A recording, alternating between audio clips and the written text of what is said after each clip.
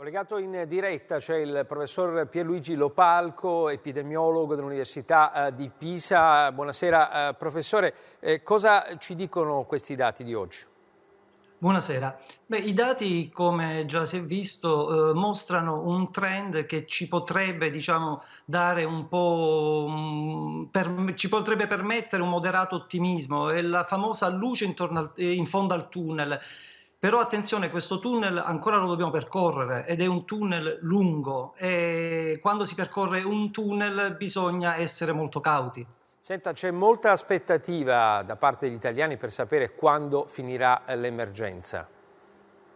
È difficilissimo fare previsioni, soprattutto fare delle previsioni a breve termine. Come dicevo, la strada da percorrere è lunga.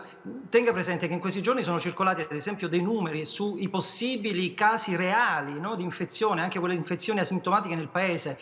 Allora magari ci possiamo tranquillizzare sentendo dire sì, vabbè, ne abbiamo notificati più di 100.000, ma in realtà sono 10 milioni i casi reali.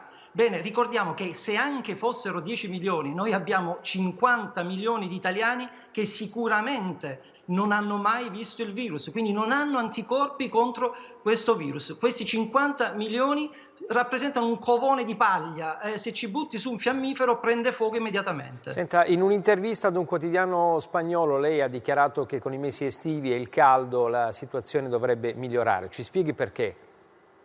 Guardi, questa è un'ipotesi che sostengono diversi ricercatori in tutto il mondo. Nei climi caldi generalmente i virus a trasmissione aerea si trasmettono con minore velocità e poi lo sappiamo anche in Italia, durante l'estate le malattie respiratorie tendono a diminuire fino quasi a scomparire. Quindi il caldo potrebbe essere un nostro amico, però attenzione, e sarà soltanto un nostro amico, ci potrà aiutare a superare questa epidemia. Ricordiamoci che comunque l'epidemia dipende da noi, dobbiamo evitare di dare le gambe al virus, quindi dobbiamo restare chiusi in casa. Grazie professor Lopalco. Non cambiano le misure restrittive decise dal governo?